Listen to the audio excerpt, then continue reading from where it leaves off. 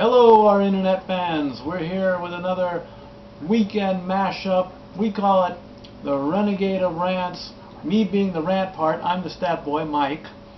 And I'm the Renegade of Wrestling, J.J. Williams. And we're here with our Bound for Glory results show. Phoenix, Arizona, TNA's WrestleMania, if you will. What do we start off with first? Well, before we go into too many match specifics, I gotta say it was a hell of a show. I don't watch TNA pay-per-views every month. I probably should, but this one really impressed me. I think they pulled out all the stops.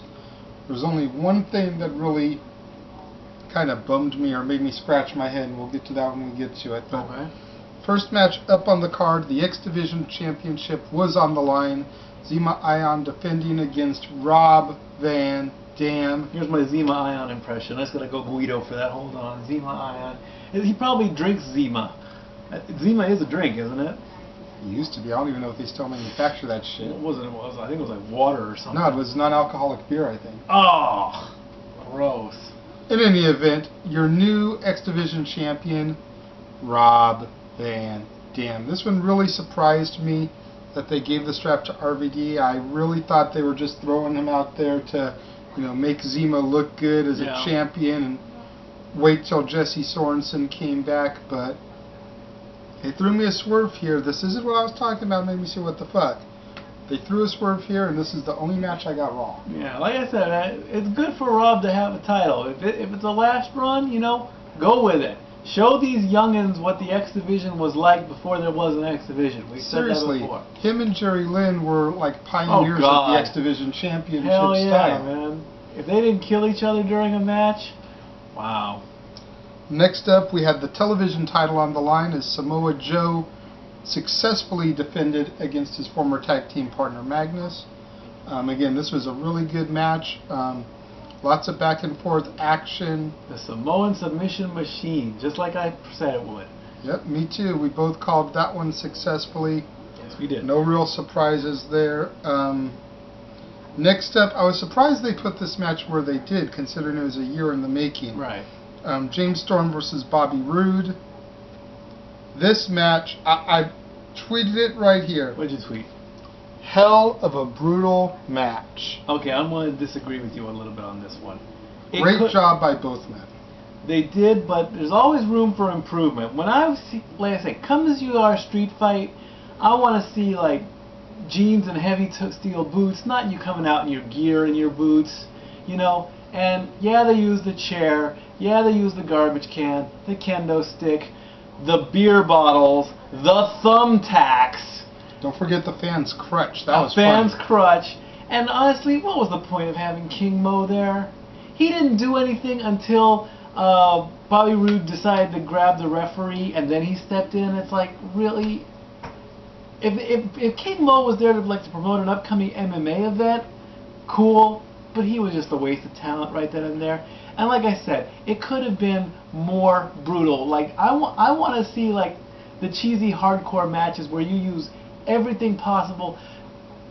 I'm gonna go WWE. No one can top Edge and the Flaming Table as my favorite hardcore match. If you can top that, then I'll say it's a damn good match. There's always room for improvement, though. What about the Good Housekeeping match where Jeff Jarrett and China used everything, including the kitchen That sink? made me laugh, actually. So yes, I'll go with that too.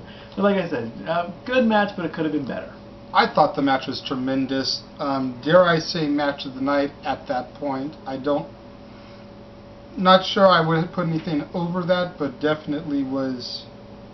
And I do agree with you. If it's a street fight, it should have been later in the card, not the first few matches. Next up was Al Snow versus Joey Ryan. Oh, Congratulations to Hollywood's own for finally getting a contract with the big leagues. This one really didn't surprise me. I mean, he had been working in their sister company, Ring Kakin, anyway, in India, so he probably already had a contract with the company, and this was just their way to bring him onto their main show. My problem was he didn't win clean. He had to use Matt Morgan. Yeah, that was very surprising to me. I mean, what's the story here? I had heard grumblings that Matt Morgan was going to go back to the WWE. I heard that too. And the way he interfered and helped Joey, is he supposed to be, Diesel to Joey Ryan's Shawn Michaels? Let's hope not. What's the deal here? It was a good match, and Al Snow had to go back to his roots. He brought out the head. That made me laugh. That was good. That was fun. But if you wanted the contract so bad, even though you're a heel, you can still win clean. That didn't happen though.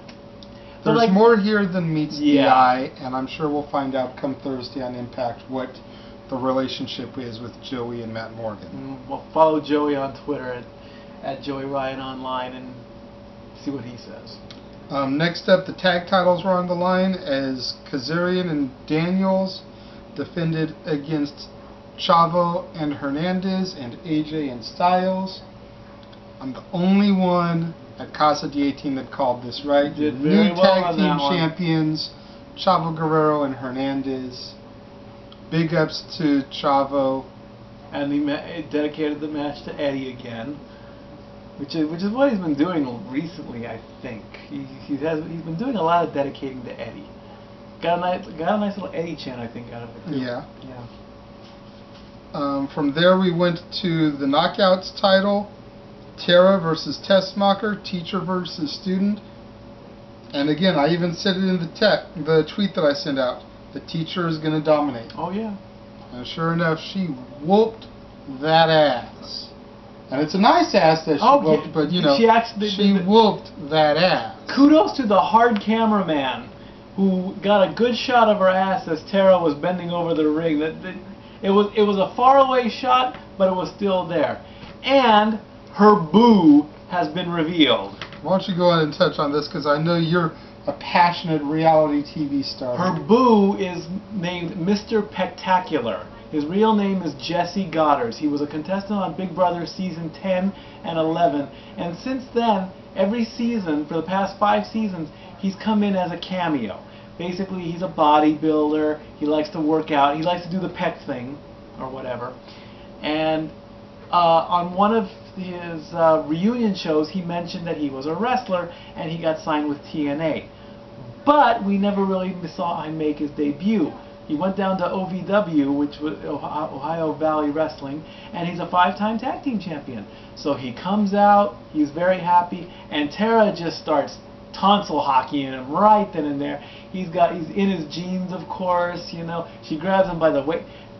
All she had to do was rip his jeans off and just do him right there in the middle of the ring. That's how. I don't know if this is real. I don't know if it's all story. If he's banging Tara, wow, lucky you, man, because that's a piece of ass that'll break anybody in half. And finally, he's on regular TV now. So he went from OVW to Big Brother to TNA. You know who I'd like to see make an appearance in this angle now? Who's that? Someone who hasn't been seen on TNA in a long time. Johnny Fairplay with the dead grandma gimmick. The manager of the dead grandmas. I love that. I think it would be cool to see him come in and align himself with Jesse, since they have the reality television background. We got to tell those stories on our own shows later on. Maybe do that. Yeah. After that match, Tara, like I said, she won, new Knockouts champion. Big congratulations to Tara. At Lisa Marie Online, I believe it is, or Lisa Marie Vachon? It's at Tara Lisa Marie. Tara Lisa Marie, yeah. Then it was put up or shut up time, man. Aces and Eights versus Bully and Sting.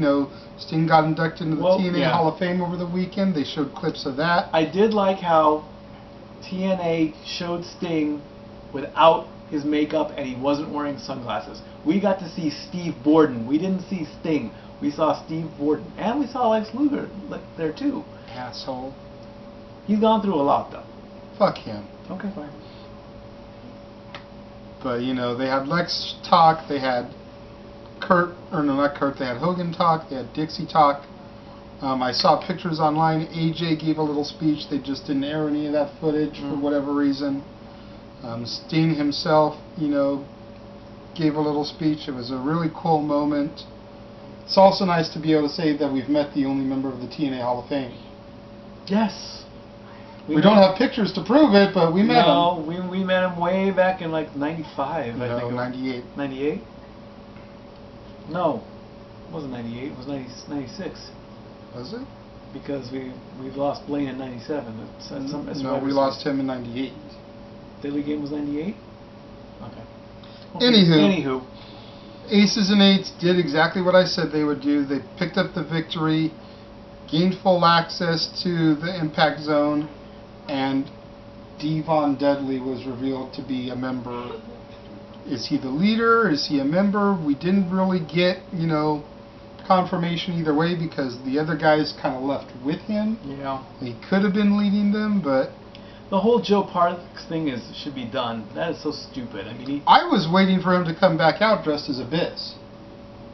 That would be smart. Once he broke the handcuff and fought the other dude to the back, I was completely expecting him to change costumes, come back out as Abyss, and either help Steen and Bully or turn heel on them and help the Aces and Eights. It was also very nice. Sting was wearing a 5150 shirt, and Bully had the old school Sting paint on. That was very good. So that should have showed you from the beginning that Bully Ray is there to help out Sting. But now, with Devon and Aces and Eights, where is this going to go? It's a very good point. This was my what the fuck moment, seeing Devon and the Aces and Eights, because it completely caught me off guard. It's the first time something wrestling's done that for a minute. Yeah.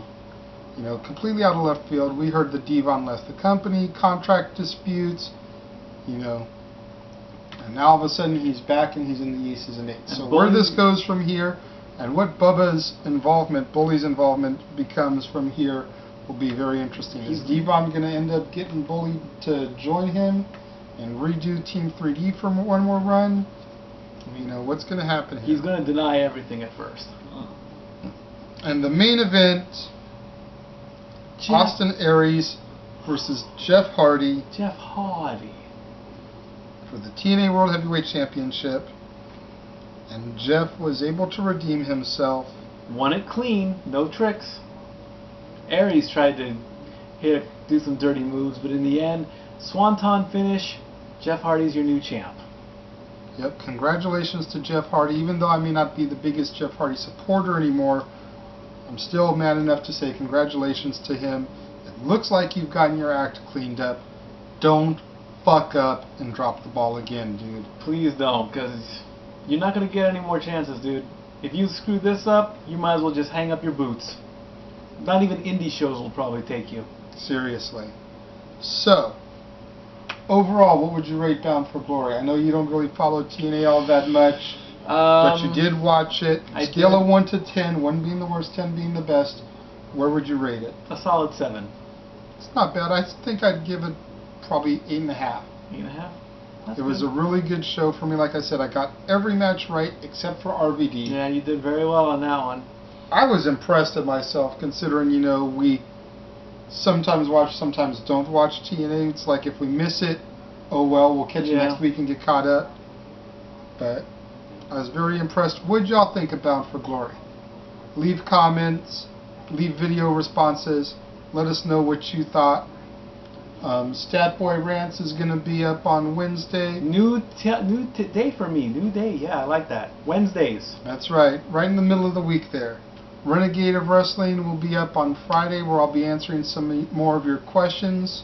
If you've got any more questions for me, leave them in the comment box for this, or hit me up on Twitter at ROWJJWilliams. Ditto here at LBStatKid1977. Or find my Facebook fan pages, the one for the actual show Renegade of Wrestling and the one for the Renegade of Wrestling JJ Williams. Both of those have little sections on there where you can leave questions for me, and I will answer them on Friday's show. That one has not been canned yet, so you can still get your questions in now. There you go. So until next time, I'm the Stat Boy. And I'm the Renegade, and we will see you next time here on the Casa D18 Studios channel. We are out.